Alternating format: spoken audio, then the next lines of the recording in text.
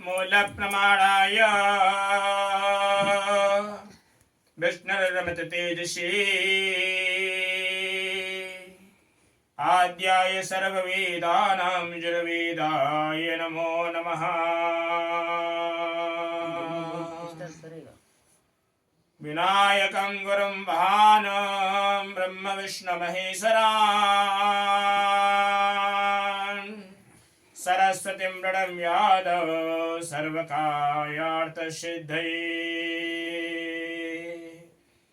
बुद्धिसहिताय श्रीमन्महागणाधिपतये नमः। लक्ष्मीनारायणाभ्यां नमः। मातपिता गुरु चरण कमलेभ्यो नमः।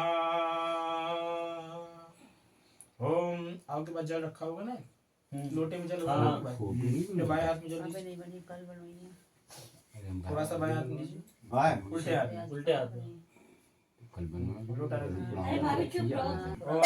पवित्रो भाद्रवाविथांगतो विवाह स्मृत पुंडरी गाच्छम सवायः अभ्यंतरा शुचिः। जल लेकर 3 बार आचमन कीजिए, हाँ उसको डाल दी, दाएं हाथ से आचमन कीजिए। लोटे को उल्टे हाथ में, सीधे हाथ से, हाँ सीधे हाथ से, दाएं हाथ से। नमो केशवाय नमः, केशवाय पुनातो हरि ओम नमो माधवाय नमः, माधवाय पुनातो हरि ओम नमो नारायणाय नमः, नारायणाय नमः पुनातो वस्तो वृक्षालयो। हाथ धो लीजिए। ऋषिकेशाय नमः। हाथ जोड़कर अपने मन इंद्रियों को ध्यान में करते हुए परम पिता नारायण हरि गोविंद भगवान श्री विष्णु भगवान का जो नाम है किस प्रकार से सदैव निर्मल है। मनुष्य अशौच दिनों में भी परम पिता नारायण हरि गोविंद भगवान का नाम श्रवण करता है। जिस प्रकार से जब घर से सैया इत्यादि से जाकर अगर जाता है तो राम नाम इत्यादि गुणगान करता है। हरि गोविंद का वो नाम है।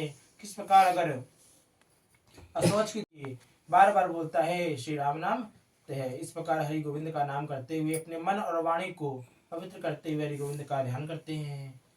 ओम यस्य स्मरण मात्रेण जन्म संसार बंधनात् विमुच्यते नमस्तस्मै विष्णवे प्रभ विष्णवे। नमः समस्त भूतानां आदिभूताय भूभृते अनेक रूप रूपाय विष्णवे प्रभ विष्णवे। श्री कृष्ण गोविंद हरि मुरारी हे नाथ नारायण वासुदेव। श्री कृष्ण गोविंद हरि मुरारी हे नाथ नारायण वासुदेव। पितमात स्वामी सखा हमारे, पितमात स्वामी सखा हमारे हे नाथ नारायण वासुदेव। हे नाथ नारायण वासुदेव। अथ श्री शारदार कर्ण पुराण प्रथमोऽध्यायः। धर्म दृढ़ बद्ध मूलो वेद स्कंधा पुराण शाखाढ़या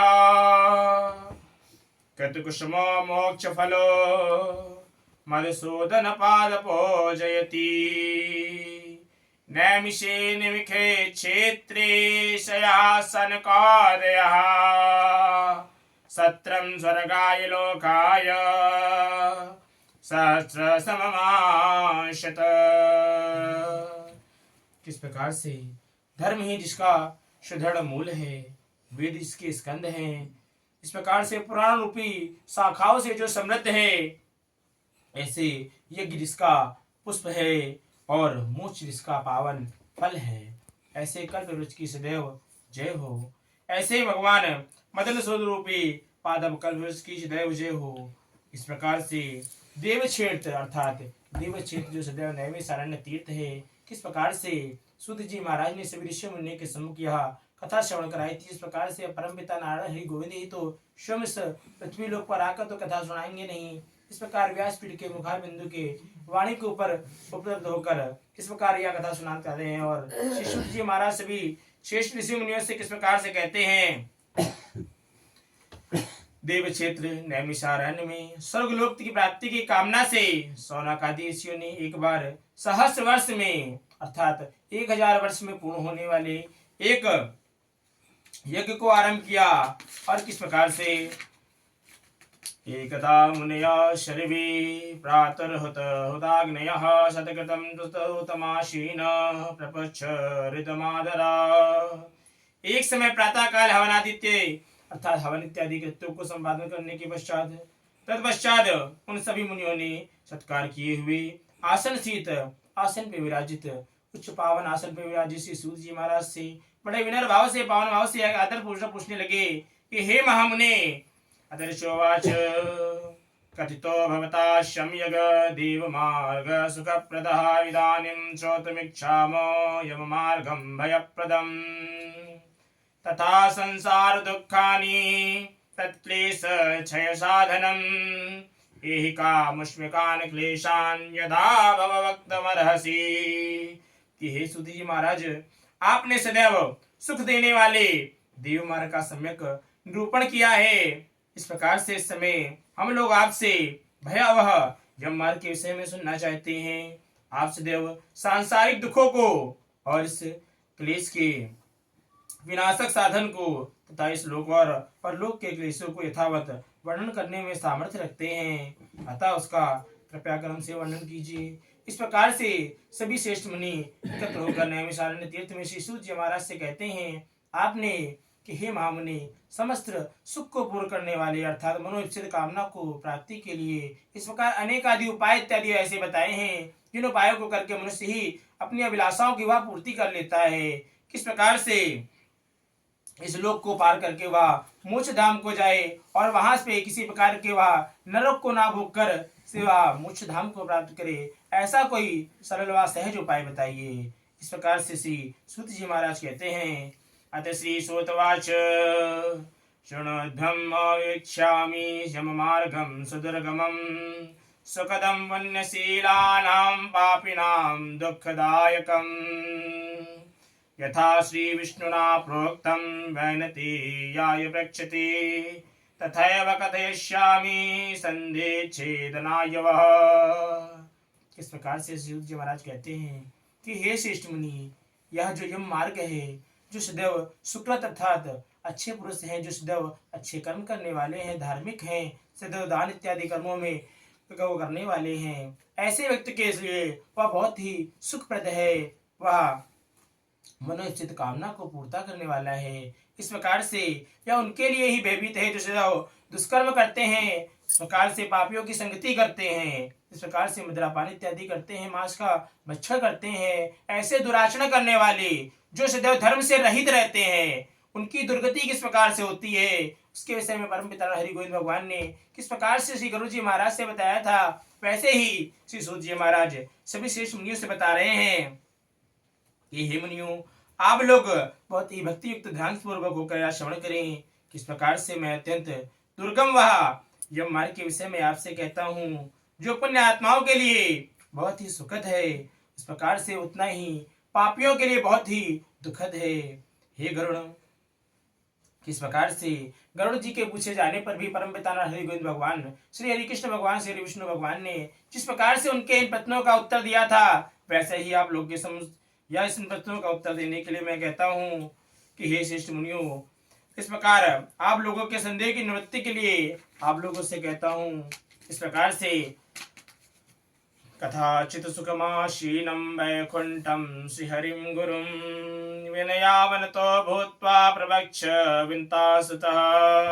किस प्रकार से एक बार श्री गरुड़ जी महाराज परम पिता हरि गोविंद भगवान के श्री चरणों में अर्थात वैकुंठ धाम पर जाकर यह किस प्रकार से किसी समय वैकुंठ धाम में सुखपूर्वक विराजमान परम गुरु श्री हरि की विनता पूर्व किस प्रकार से विनता पुत्र श्री गरुड़ जी ने विनय से उसे झुकाकर परम पिता हरि गोविंद भगवान से यह प्रश्न करते हैं कि अद श्री गरुड़वाच भक्ति मार्गो बहुविधः कथितो भवता मम तथा च कथिता देवा भक्तानां गतिरुत्तमः अधुना श्रोतुमिच्छामि यम मार्गे भयंकरम् तभक्ति मुखानां च तत्रैव गमनं श्रुतं सुगं भवनानाम जिह्व्यां च यस्वर्तनी तथापि नरकं यान्ति दिगदिगस्तो नरादिमान् अतो मे भगवन् ब्रूहि पापिनां या गतिर्भवेयं मार्गस्य दुःखानि यथा ते प्राप्नुवन्ति। किस प्रकार से जो परम पिता हरि गोविंद भगवान का जो नाम है राम कृष्ण हरि गोविंद अच्युतम केशवम माधवम जो इतना सरल है कि अपनी जिह्वा से बारंबार उच्चारण किया जा सकता है, इस प्रकार से जो सदैव दुर्गतिग्रस्त धर्म से रहित व्यक्ति इस प्रकार से हरि गोविंद भगवान का गुणगान नहीं करते हैं, उन पापियों की दुर्गति किस प्रकार से होती है, हरि गोविंद भगवान ने बताया है। इस प्रकार से गुरु जी कहते हैं कि हे देव, आपने भक्ति मार्ग का अनेक प्रकार से मेरे समक्ष वर्णन किया है, सभी शास्त्रों में वर्णन किया है किस प्रकार से मनुष्य की जो अभिलाषाएं हैं, मनोकामनाएं हैं, उनकी पूर्ति के लिए अनेक आदि पुराणों का परम पिता हरि गोविंद ने वर्णन किया है। इस प्रकार ही भक्तों को प्राप्त होने वाली उत्तम गति के विषय में भी आपने हमसे कहा है। अब हम भयंकर यम मार्ग के विषय में आपसे सुनना चाहते हैं। यह यम मार्ग किस प्रकार का है, यह यम भवन अर्थात यमराज का भवन किस प्रकार से बना हुआ है, उसके विषय में हम आपसे जानना चाहते हैं। हमने सुना है कि आपकी भक्ति से विमुख प्राणी किस प्रकार से वही नरक को भोगता है। इस प्रकार से भगवान का नाम इतना सरल है, सुगमता पूर्वक लिया जा सकता है, लेकिन जिह्वा प्राणी के अपने वश में है। यह हमारी जिह्वा है जो प्राणी के वश में है, हम चाहे तो नारायण का नाम सदैव ले सकते हैं। इस प्रकार ही तो भी लोग नरक को ही जाते हैं, ऐसे अधम मनुष्यों को बारंबार धिक्कार है। इसलिए ही हे भगवान, पापियों को जो गति प्राप्त होती है तथा यम मार्ग में जैसे वे अनेक प्रकार के दुख प्राप्त करते हैं, उसके विषय में मैं आपसे जानना चाहता हूँ। इस प्रकार से परम पिता हरि गोविंद कहते हैं। श्री भगवान वाच वक्षेऽहं शृणुपचीन्द्र यम मार्गं जयेन ये नरके पापिनो यान्ति क्षणवतामपि विदितम्। इस प्रकार हरि गोविंद कहते हैं कि हे पचीन्द्र, सुनो, मैं इस यम मार्ग के विषय में आपसे कहता हूँ, जिस मार्ग से पापी जन नरक की यातना करते हैं और सुनने वालों के लिए भी वह अत्यधिक भयावह है, अर्थात जो सुनने वाले के लिए बहुत ही भय प्रदान करने वाली है। कैसे में परम पिता हरि गोविंद कहते हैं, ये ही पापातास्तारक्ष दया धर्म विवर्जितः दुष्ट संगाश्रयच्छास्त्र सतसंगति परांगमुखः आत्मसंभाविता स्तब्धा धनमान मदान्वितः आश्रम भावमापन्ना देवी संपत्ति विवर्जितः अनेक चित्त विभ्रांता मोहजाल समावृता प्रशक्ता काम भोगेषु पतन्ति नरकेषु चे ये नरा ज्ञानशीलाश्च ते यान्ति परमां गतिं पापशीला नरा यान्ति दुःखे यमयातनां पापिनां मौहिकं दुःखं यथा भवति तत्क्षणो ततस्ते मरणं प्राप्य तथा गच्छन्ति यातनां। इस प्रकार से हरि गोविंद कहते हैं कि हे गरुण, हे खगेश्वर, जो प्राणी सदा पाप परायण है, दया से और धर्म से सदैव रहित है, कि किसी प्रकार की वह दया नहीं करना जानता है, सदैव धर्म से वह रहित है, ऐसे दुष्ट लोगों की जो सदैव संगति करते हैं और सदैव सत्य शास्त्र और सत्य संगति से विमुख रहते हैं, जो अपने को सदैव स्वयं प्रतिष्ठित अभिमानी मानते हैं, अहंकारी हैं तथा धन के मान के मद से चूर हैं, आसुरी शक्ति को प्राप्त हैं तथा दैवी संपत्ति से रहित हैं, जिनका चित्त अनेक विषयों में आसक्त रहने वाला है, जो मोह जाल में फंसे हुए हैं और कामनाओं के भोग में ही लगे रहे हैं, ऐसे व्यक्ति अपवित्र सदैव नरक में ही जाकर गिरते हैं। इस प्रकार से जो मनुष्य सदैव ज्ञानशील हैं, वे परम गति को प्राप्त करते हैं। पापी मनुष्य दुख पूर्वक यम यातना प्राप्त करते हुए हैं। किस प्रकार से पापियों को इस लोक में जैसे दुख की प्राप्ति होती है, वैसे ही मृत्यु के पश्चात भी जैसे हम यातनाओं को भोगते हैं, उसके विषय में मैं तुमसे कहता हूँ, वह तुम श्रवण करो। इस प्रकार से हरि गोविंद कहते हैं, सुकृतं दुष्कृतं वापि भुक्त्वा पूर्व यथार्जितं कर्म योगास्तदा कश्चित् व्याधि प्रजायते। किस प्रकार से मनुष्य यथोपार्जित पुण्य और पाप के फलों को पूर्व में भोग कर कर्म के संबंध से इसी शारीरिक रूप को प्राप्त करता है। किस प्रकार से आदि व्याधि समायुक्तम जीविता सात समुत्सकम कालो बलयान विज्ञातः प्रतिपद्यते। इस प्रकार से आदि मानसिक रोग व्याधि इत्यादि शारीरिक रोग से युक्त होकर वह जीवन धारण करने की आशा से उत्कुंठित होकर उस व्यक्ति की जानकारी के बिना ही सर्व की भांति बलवान काल उसके समीप आ जाता है। इस प्रकार हरि गोविंद कहते हैं किस प्रकार मनुष्य जो भी अपने सुकृत व दुष्कृत कर्मों को करता है उसके ही उनके प्रभाव से वह दूसरे जन्म को प्राप्त करता है। जो भी 84 लाख योनियां तो सभी ने सुनी है। 84 लाख योनियों में अर्थात बहुत सी स्थूल शरीरियां हैं। इस प्रकार जो वृक्ष है, कीट है, कांच है, इनमें भी जीव होता है। इनकी भी पीड़ा से इसका दोष लगता है। जिस प्रकार अगर कोई गृह प्रवेश मनुष्य कराता भी है तो इनके टूटने के, इनके नाश होने का वह प्रतिजन्म संकल्प करता है कि इसके जीवत्या इत्यादि हुई है, इसके लिए हम प्रायश्चित संकल्प करते हैं। इस प्रकार से ही मनुष्य के किए हुए शुभ शुभ कर्मों से ही उसे इस लोक में दूसरे लोक में वह सुंदर रूपवान, सौंदर्यवान, संपत्तिवान इत्यादि कर्मों से इस लोक पर आकर उत्पन्न होता है। मनुष्य अपने यहाँ पर आकर अभिलाषाएं क्या करता है कि लो भगवान हमको सुंदर कम बनाया, हमको धनवान कम बनाया, हमको निर्धन बना दिया, भगवान हमको यह नहीं प्राप्त कराया, हमें संतान नहीं दी। इस प्रकार की अनेक आदि अभिलाषा भगवान सेवा करता है, अनेक आदि शिकायतें भगवान से करता है। मनुष्य यह ज्ञानहीनता के कारण ही करता है। उसे अगर ज्ञान नहीं होता है कि हमारे ही कर्म है जो हमें इस लोक में आकर प्राप्त हुए हैं, अगर हमने वह पूर्व जन्म में कृत किए होते तो वह किसी प्रकार से हम इस जन्म में हम भोग रहे होते। या कोई कर्म, कोई धन इत्यादि नहीं होते हैं। मनुष्य धन से धर्म का संचय करता है, धर्म से मनुष्य के मनोवांछित फल की प्राप्ति होती है। इस प्रकार ही यह परम पिता हरि गोविंद भगवान ने कहा है कि हे गरुड़, तत्राप्त जाति निर्वेदो म्रियमाणा स्वयं भृतये जरयोपात वैरूप्यो मरणाभिमुखो गृहे आस्ते वमत्यो व्यत्यस्तं गृहपाल हि वाहरन् आमया व्याप्त प्रादीप्त्याग्निरल्पाहारोचिचेष्टितः वयुनोत्क्रमतोतारः कंबसरोर्णादिकः काश्वासकृता याशः कंठे घुरघुरायते। किस प्रकार से अभी के जो पूर्व के 3 अध्याय हैं, मनुष्य के किस प्रकार से जो दुष्कर्मी पापी पुरुष हैं, जो धर्म से रहित पुरुष हैं, उनके प्राण किस प्रकार से निकलते हैं, किस प्रकार से वह दक्षिण मार्ग से यमराज की यमपुर को जाते हैं, उसके विषय में परम पिता नारायण ने व्याख्यान किया है। तत्पश्चात 4थे अध्याय में परम पिता गोविंद ने बताया है किस प्रकार से हमारे कौन कौन से ऐसे जो पाप कर्म हैं, उन पाप कर्मों को हम करते हैं और उसके बाद कौन कौन से हम घोर नरकों को भोगते हैं। किस प्रकार से 21 घोर नरक है, 16 महापुरिया हैं, उनको किस प्रकार से हम भोगते हैं, उसके विषय में आगे बताया गया है। तत्पश्चात 5वें अध्याय में कौन कौन से पाप कर्म करने से कौन कौन से नरकों को भोगते हैं, इसके विषय में बताया गया है। तत्पश्चात वैतरणी नदी का संपूर्ण विवरण है कि कौन कौन से पाप करने से वह वैतरणी नदी में, वह सालमली वृक्ष के द्वारा किस प्रकार से उल्टा मुख लटकाया जाता है और कटी पर्यंत अर्थात गर्दन तक जमीन में गाड़ दिया जाता है और बाणों द्वारा भेदन किया जाता है। इस प्रकार से जो भी कष्ट इत्यादि है जो भोग को करना पड़ता है वह उसके विषय में परम पिता गोविंद भगवान ने या गुरु भगवान से बताया है।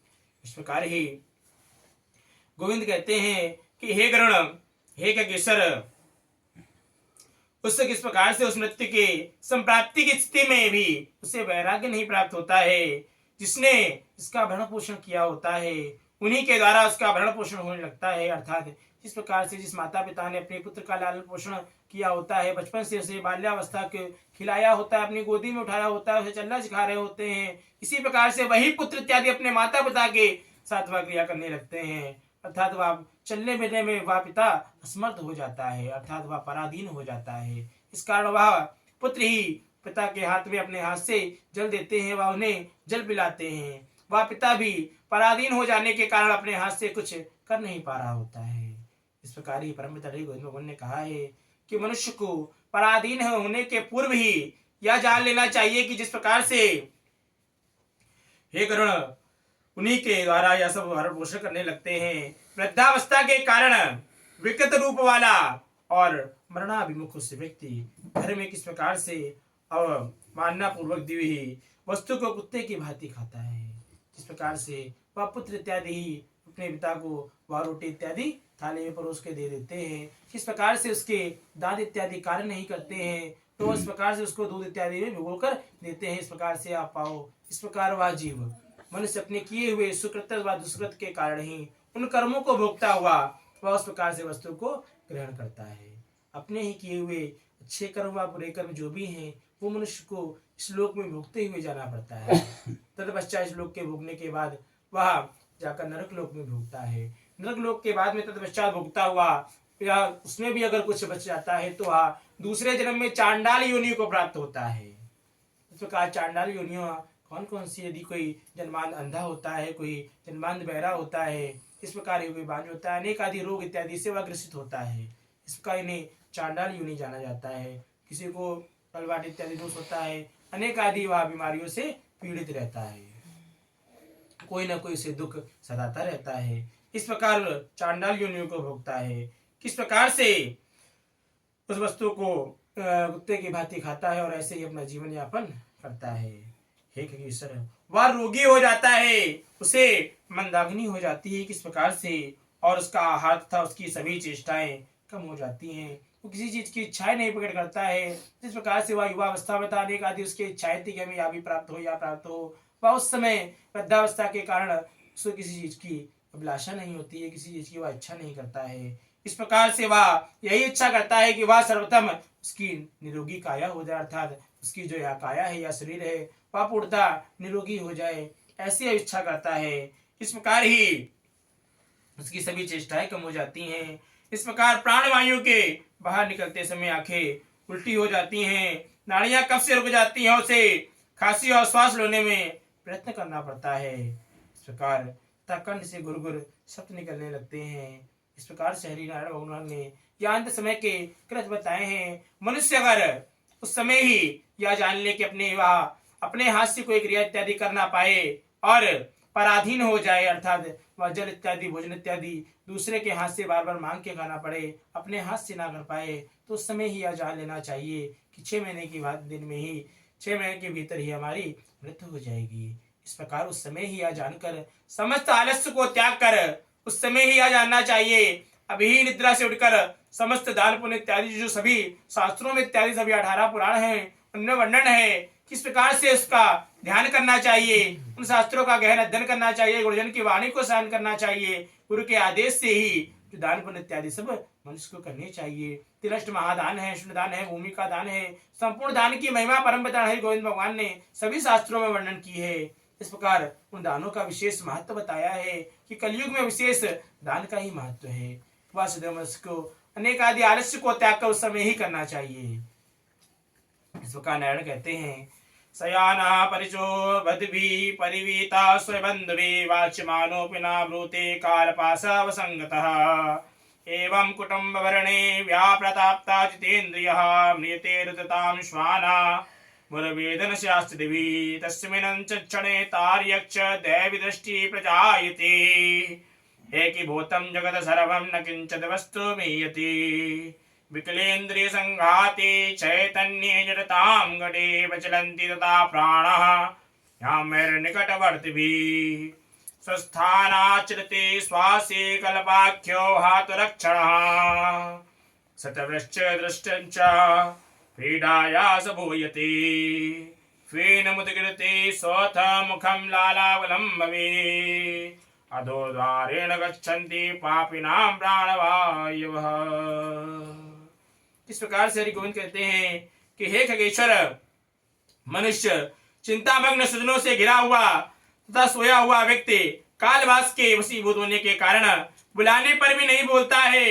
इस प्रकार से कुटुंब के भरण पोषण में ही निरंतर लगा रहने वाला अजितेंद्रिय व्यक्ति अंत में रोते बिलखते हुए बंधु बांधव के बीच में उत्कट वेदना से संज्ञा शून्य होकर वह उस जगह मर जाता है। इस प्रकार ही हे करुण, उस अंतिम क्षण में प्राणी को सदैव व्यापक दिव्य दृष्टि प्राप्त होती है। इस प्रकार उस समय वह अर्थात जब कोई व्यक्ति नहीं रहता है तो सभी उसके पैर छूने इत्यादि की चेष्टा करते हैं कि इस समय में उसकी चरण स्पर्श करना चाहिए। उस समय अर्थात साइंस की मान्यता के अनुसार भी 58 सेकंड की समथिंग एक दिव्य दृष्टि मनुष्य को प्राप्त होती है, वह उसमें समान रूप से अर्थात सभी को एक भाव से जानता है। कोई बंधु है, कोई पुत्र है, बांधव है, भगनी है इत्यादि है, वह इस प्रकार का भाव नहीं प्रकट करता है, सभी को एक समान रूप से जानता है।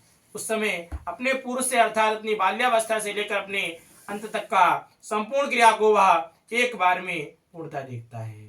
और उस समय घबराकर पूर्व जन्म के समस्त देखकर वह घबरा जाता है कि मैंने कौन कौन से पाप कर्म किए हैं, इन पाप कर्मों के द्वारा मुझे पुराणों में जिस प्रकार से लिखा था उन नरकों को भोगना पड़ेगा। इस प्रकार वह भयभीत होकर समस्त मल मूर्ति इत्यादि उस जगह त्याग कर देता है। इस प्रकार से हरि गोविंद कहते हैं कि हे ईश्वर, उस अंतिम क्षण में प्राणी को व्यापक दिव्य दृष्टि प्राप्त हो जाती है, जिससे वह लोक परलोक को एकत्र देखने लगता है तथा चकित होकर वह कुछ भी कहना नहीं चाहता है, अर्थात अपने मुखार बिंदु से कुछ बोल नहीं पा रहा होता है। इस प्रकार ही यमदूतों के समीप आने पर सभी इंद्रियां विकल हो जाती हैं, चेतना जड़ीभूत हो जाती है और प्राण चलाए हुए हो जाते हैं। इस प्रकार ही आतुर काल में प्राणवायु के अपने स्थान से चल देने पर एक क्षण भी एक कल्प के समान प्रतीत होता है। इस प्रकार से 100 वृक्षों के डंस मारने पर जितनी पीड़ा होती है, उतनी ही पीड़ा मनुष्य के इस देह से प्राण निकलते समय हो जाती है। इस प्रकार ही वैसी पीड़ा का उस समय वह अनुभव करता है। वह मरणासीन व्यक्ति मुख से फेन उगलने लगता है और उसका मुख लार से भर जाता है। पापी जनों के प्राणवायु अधोदार गुदाद्वार इत्यादि मार्ग से निकलते हैं। इस प्रकार से हरि गोविंद कहते हैं कि हे खगेश्वर, यमदूतो तदा प्राप्तो भीमो शरणमक्षणीक्षणो पाशदंडधरो लगनो दन्ते कटकटायितो ऊर्ध्वकेशो काकृष्णो वक्रतुण्डेनायुधो सा दृष्ट्वा नस्तहृदयः शक्रमूत्रं विभञ्जति अंगुष्ठमात पुरुषो हाहाकुरवनकलेवरा तदेव गह्यते दूतैर्यामे पश्चिनसकं गृहं यातना देहमावृत्य पाशरबद्ध्वा कलेववाबला नयो दीर्घमध्वानदण्डं राजभटायतः नश्य वनीयमानस्य दूता संसृजति च प्रवदन्ति भयं त्रिर्वं नरकाणां पुनः पुनः। इस प्रकार से गोविंद कहते हैं उस समय दोनों हाथों में पास और दंड धारण किए हुए किस प्रकार से नग्न अवस्था में दांतों में कटकटाहट इस प्रकार के वह यमदूत वहां पर आते हैं और क्रोधपूर्ण नेत्र वाले यम के 2 भयंकर दूत के समीप आते हैं। उनके केस के ऊपर किस प्रकार से बड़े लंबे लंबे केस हैं, कौवे के समान काले होते हैं। वह टेढ़े मुख वाले, उनके नख आयुध के बड़े लंबे लंबे उनके नाखून हैं। इस प्रकार ही उन्हें देखकर भयभीत हृदय वाला वह मरणासीन प्राणी समस्त मल मूत्र इत्यादि सब त्याग देता है। ऐसे ही अपने 5 भौतिक शरीर से हाय हाय करता हुआ निकलता हुआ तथा यमदूतों के द्वारा पकड़ा हुआ वह अंगुष्ठ मात्र प्रमाण का पुरुष अपने घर को देखता हुआ यमदूतों के द्वारा समस्त यातना देह से ढककर इस प्रकार से गले में बलपूर्वक पांसों से बांधकर शुद्र यम मार्ग पर यातना के लिए उसी प्रकार ले जाया जाता है। इस प्रकार से राजपुरुष इत्यादि एक दंडी दंडनीय पुरुष को ले जाते हैं। इस प्रकार से उस पुरुष को वह यमदूत इस प्रकार पास से बांधकर वह नासिका के दोनों भाग से छेद करके उस पर वेदन करते हुए बांध कर ले जाया जाता है। इस प्रकार से ले जाते हुए उस जीव को यम के दूत अर्चना करके डराते हैं कि किस प्रकार से नरकों के समस्त त्रिव इत्यादि के बारे में बार बार बताते हैं। वहां पर पुनः उसके विषय में बताते हैं कि इस प्रकार से तुम्हें बहुत सी प्रताड़नाएं तुम्हें वहां पर भोगनी पड़ेंगी।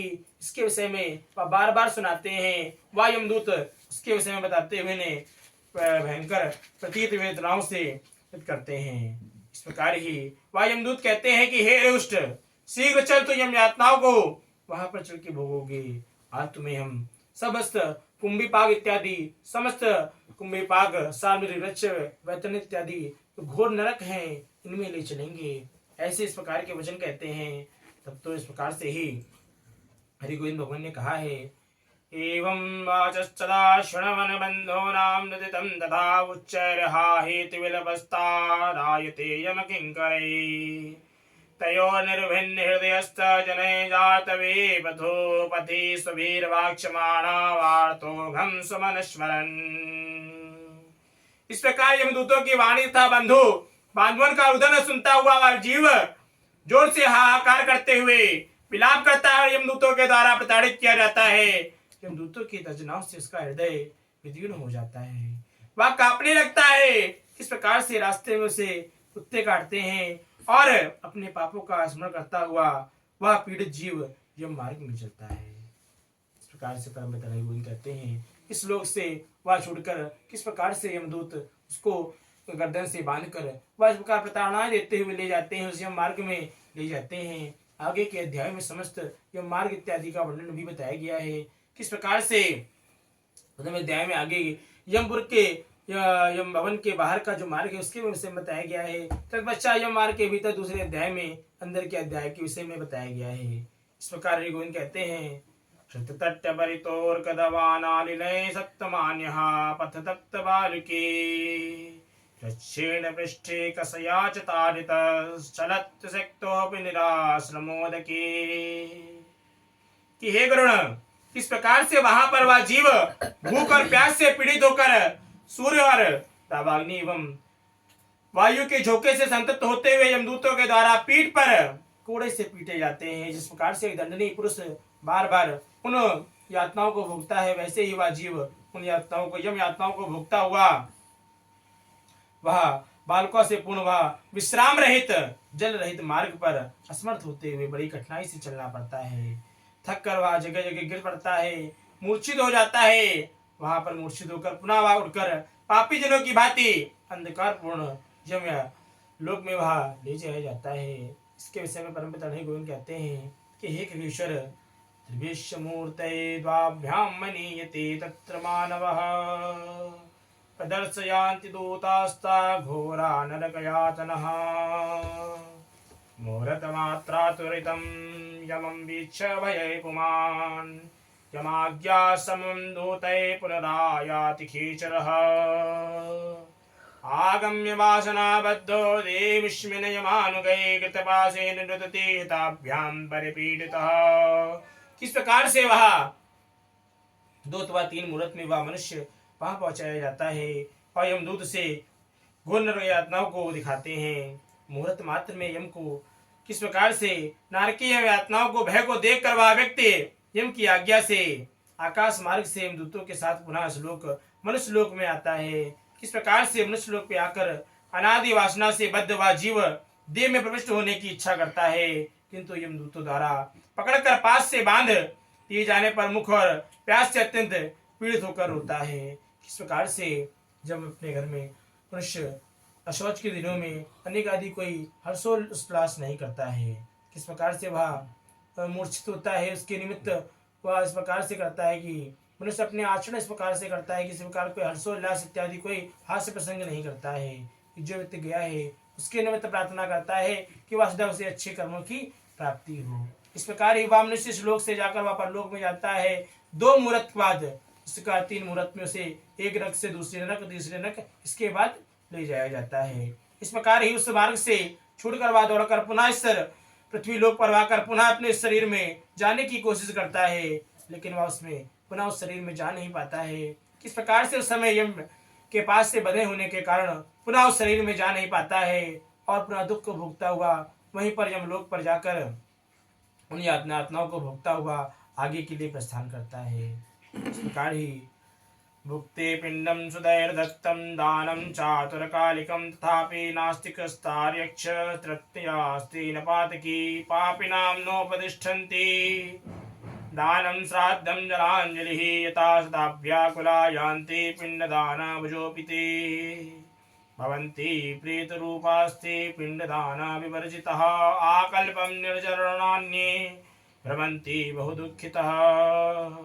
कि हे ईश्वर, वह पातकी प्राणी किस प्रकार से पुत्रों से दिए हुए पिंड तथा आतुर काल में दिए हुए दान को प्राप्त करता है। जो भी पुत्र इत्यादि अपने पिता के निमित्त या समस्त दान इत्यादि अंत समय में करते हैं, उस दान को वह भोगता है, उससे कुछ समय के लिए वह धैर्य धारण करता है। किस प्रकार से तो भी उस जो नास्तिक को तृप्ति नहीं प्राप्त होती है, जिस मनुष्य ने अपने लिए कुछ बचाया ही नहीं है, सदैव दूसरों के प्रति ही रह गया है, उसने कभी धर्म का आचरण ही नहीं किया है, दुराचरण करते हुए अपना जीवन व्यतीत कर दिया है, उसके पास वह जलांजलि भी ठहरती नहीं है। इस प्रकार हरि गोविंद ने कहा है, पुत्रादि के द्वारा दिए हुए पापियों के उद्देश्य से दिए गए श्राद्ध दान व जलांजलि उसके पास ठहरती नहीं है, तथा पिंडदान का भोग करने पर भी वे भूख प्यास से व्याकुल होता हुआ यम मार्ग में जाता है। किस प्रकार से जिनका पिंडदान नहीं होता है वे सदैव कल पर्यंत प्रेत रूप को होकर कल पर्यंत निज वन में बहुत दुखी होकर भ्रमण करते रहते हैं। इसके विषय में परमपिता हरि गोविंद ने कहा है कि सदैव मनुष्य की उस जीव के निमित्त पिंडदान मनुष्य को अवश्य ही करना चाहिए। जिस प्रकार से मनुष्य की उत्पत्ति है वैसे ही उसका अंत है। इस प्रकार से एक बदरी बल के समान फिर पिंड आकार का एक जीव गर्भावस्था में होता है, बच्चा मूर्धा ग्रीवा कटी गुइया इत्यादि समस्त महीने में, दूसरे महीने में, तीसरे महीने इस प्रकार बनता है। वैसे ही मनुष्य जो पिंडदान इत्यादि 10 दिन से तक करता है, 10 गात्र तक करता है, तो प्रथम दिन के पिंडदान से मूर्धा, दूसरे दिन से ग्रीवा तथा तीसरे दिन से कटी गुइया इत्यादि कमर, तत्पश्चात 10वें दिन भूख प्यास इत्यादि मनुष्य को उत्पन्न होती है। इस प्रकार उस दिन ही 10 गात्र वाले दिन इस प्रकार महापाद इत्यादि जो होते हैं वहां पर 10 पिंड इत्यादि देते हैं। कि प्रथम दिन से लेकर हर मनुष्य इतना समझ तो नहीं हो सकता है कि प्रतिदिन जाकर वह पिंडदान कर सके, तो वह 10 दिन ही 10 गात्र विधि 10 पिंड एक साथ प्रदान करता है। किस प्रकार से परमपिता हरि गोविंद भगवान ने कहा है कि मनुष्य की क्रिया का कभी लोप नहीं होना चाहिए, अर्थात क्रिया कुछ समय बाद एक साथ की गई हो तो भी होना चाहिए, लेकिन लोप नहीं होना चाहिए, अर्थात क्रिया छूटनी नहीं चाहिए, यह होना आवश्यक है। इस प्रकार हरि गोविंद ने कहा है जिसका पिंडदान नहीं होता है वे प्रेत रूप होकर कल्प पर्यंत मन में बहुत दुखी होकर भ्रमण करने लगते हैं। अभुक्तम जीते कर्म कल्प कोटि शतैरपि अभुक्ता यातना जंतुरमानुक्षम लभते नहीं अतो दध्यासुता पिंड दान देनेषु दशभुजः प्रत्यम हेते विभाज्यन्ते चतुर्भागे गोत्तमः भागद्वयं तु देहस्य पुष्टितं भूतपञ्चके तृतीयमदूतानां चतुर्थः समजीवति अहोरात्रैश्च बलमभि प्रेता पिण्डमापिना जन्तुर्निष्पन्नदेहस्य दशमे बलमापिना दग्धे देहे पुनर्देह पिण्डैरुत्पद्यते खगः मातापमानेन पथिं मुक्ते शुभाशुभम्।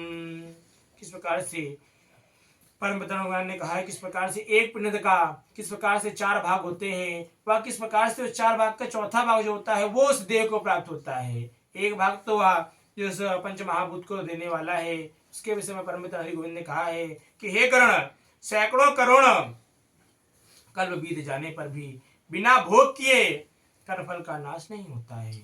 मनुष्य ने जो भी अच्छे या बुरे जो भी कर्म किए हैं उनका भोग मनुष्य को इस जीवन में या दूसरे जीवन में करना ही पड़ता है। उसका कभी वह करोड़ों वर्ष बीत जाए लेकिन वह कभी उसका नाश नहीं हो सकता है, बिना भोगे वह दूसरी योनि नहीं प्राप्त कर सकता है। इस प्रकार ही जब तक वह पापी जीव अपनी आत्माओं को भोग नहीं लेता है तब तक उसे मनुष्य शरीर भी प्राप्त नहीं होता है। एक ईश्वर, इसलिए ही जो श्रेष्ठ पुत्र हैं उन्हें चाहिए कि वह 10 दिनों तक पिंडदान करें। वह हे बच्ची श्रेष्ठ, वे पिंड किस प्रकार से प्रतिदिन 4 भागों में विभक्त हो जाते हैं। इनमें से 2 भाग तो प्रेत के देह के पंचभूतों की पुष्टि देने के लिए है। इस प्रकार से तीसरा भाग है वह यमदूतों को प्राप्त कराता है। तदपश्चात जो चौथा भाग से उसे जीव को आहार प्राप्त होता है। एक पिंड से जो 4 भाग होते हैं तब चौथा भाग जो है तब उस जीव को प्राप्त होता है। इसलिए पिंडदान अवश्य करना चाहिए। किस प्रकार से 9 रात दिनों में पिंड को प्राप्त करके प्रेत का एक अंगुष्ठ मात्र शरीर बनता है और 10वें दिन उसमें बल की प्राप्ति होती है। हे खगन, मृत व्यक्ति के देह के जल जाने पर पिंड के द्वारा पुनः एक हाथ लंबा उसे शरीर प्राप्त होता है। उसके द्वारा वह प्राणी जब लोक के रास्ते में शुभ शुभ कर्मों को फल को भोगता हुआ जाता है, अर्थात उसने जो भी अच्छे बुरे जो भी कर्म कर रखे होते हैं उसके अनुसार ही आगे यमपुर को जाता है। इस प्रकार परमपिता कहते हैं प्रथमे हनिया पिंडस्तेन मूर्धा प्रजायते ग्रीवा स्कंदो द्वितीयेन तृतीयायुधे। इस प्रकार से प्रथम द्वितीय इस प्रकार 10 दिन के पिंडदान से किस प्रकार से शरीर बनता है उसके विषय में पिता नारायण हरि गोविंद भगवान ने बताया है।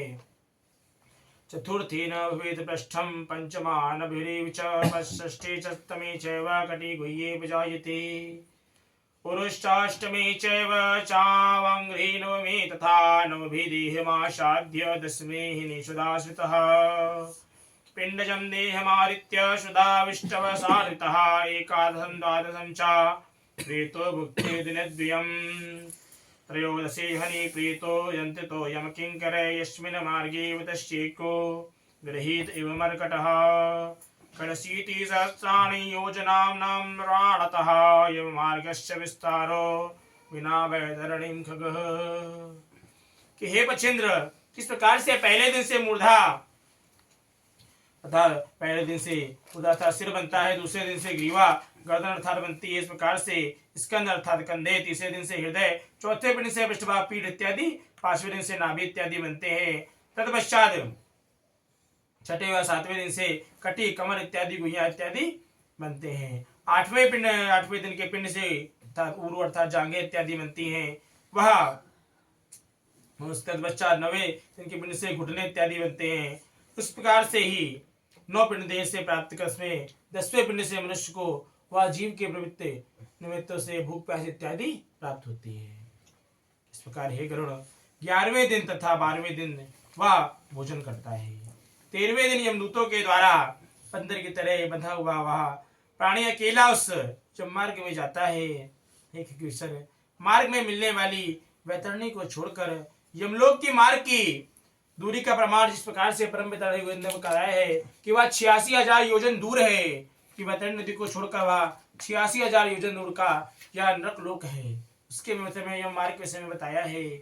अहन्य वै प्रीतो योजनानां शतद्वयं चत्वारिंशत्था सप्त दिवारयत्रेण गच्छति अदीप्त नवशो मार्गे पुराणी मानिकोडसा प्रयाति धर्मराजस्य भवनं प्रातकी जनः। किस प्रकार से वह प्रीत प्रतिदिन रात दिन में 247 योजन चलता है। मार्ग में आए हुए इन 16 पुरों को पार करके वह पातकी व्यक्ति धर्मराज के भवन को जाता है। या 16 पुर कौन कौन से हैं? सौम्यं सौर्यपुरम नगेंद्र भवनम गंधर्व शैलाग्रमो क्रौंचम क्रूरपुरम विचित्र भवनम प्रल्हाबदम दुखप्रदम। ये जो 16 पुरियां हैं, किस प्रकार से अनेक आदि, एक दुख के बाद दूसरा दुख, दूसरे दुख के बाद तीसरा दुख, इस प्रकार से बारंबार से इस दुखों को भोगना पड़ता है। नाना क्रंदपुरम सततभवनम रौद्रम पयोवर्षणम सीताढ़यम बहुभी धर्म भवनम याम्यम पुरम चाग्रतः। इस प्रकार से हरि गोविंद भगवान ने बताया है यह जो 16 पुर हैं, किस प्रकार से इन बहुभीतिपुर को पार करके इसके बाद में यमपुरी में वह यमराज के पुर को जाता है। वहां पर अनेक आदि समस्त दारुण दुखों को भोगता है। इस प्रकार से हे गरुड़, यमराज के दूतों से पासों से बना हुआ वह पापी जीव रास्ते पर हाहाकार करता हुआ रोता हुआ अपने घर को छोड़ करके वह यमपुरी को जाता है। सारोद्धार करुण प्राण अंतर्गत श्री दुःखरूपणं नाम हो प्रथमो अध्यायः। यस्य स्मरणमात्रेण जन्म संसार बन्धनात् विमुच्यते नमस्तस्मै विष्णवे ब्रह्मविष्णवे। नमः समस्तभूतानामादिभूताय भूवृते अनेकरूपरूपाय विष्णवे ब्रह्मविष्णवे। श्री कृष्ण गोविंद हरे मुरारी हे नाथ नारायण वासुदेव। श्री कृष्ण गोविंद हरे मुरारी हे नाथ नारायण वासुदेव। पितृमात स्वामी सखा हमारे, पितृमात स्वामी